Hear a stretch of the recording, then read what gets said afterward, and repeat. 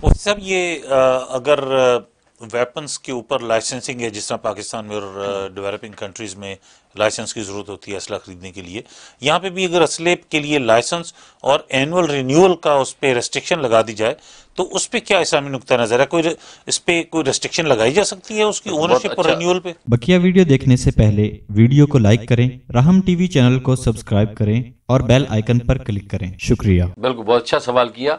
और पहली बात तो बेखैर यहाँ लाइसेंस सिस्टम है या नहीं है? कुछ स्टेट्स में है, लेकिन मेजॉरिटी ऑफ स्टेट्स में नहीं है। बिल्कुल, तो ये बिल्कुल लाइसेंस सिस्टम किया जा सकता है। जैसे आप कार चलानी है, गाड़ी चलानी है, ड्राइविंग लाइसेंस लेने के लिए कितनी ट्रेनिंग करता है, कितने टेस्ट देता है, उसके बाद आपको ड्राइवर बनाते हैं।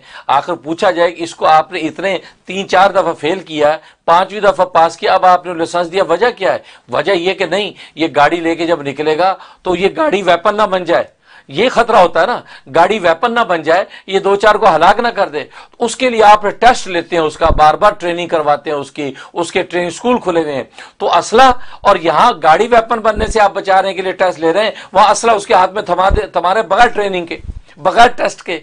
तो ये कॉमन सेंस नहीं है। बिल्कुल आप उसका लाइसेंस बनाएं और लाइसेंस बना के सालाना रिन्यूअल हो, और मैंने बताया कि उसको लाइसेंस भी जारी हो तो उसका टेस्ट और ट्रेनिंग हो, उसके बाद उसको दें। फिर खतरा नहीं है, बोल्ड एक्शन दें या असॉल्ट वेपन दें, AR-15 जो भी है ऑटोमेटिक, नो प्रॉब्लम। फिर वो इंशाल्लाह वो बिल्कुल सही डायरेक्शन में चलेगा। इक्का दुक्का वाक़या तो हर जगह हो जाते हैं, उसकी हैसियत नहीं। बहुत शुक्रिया मुफ्ती साहब।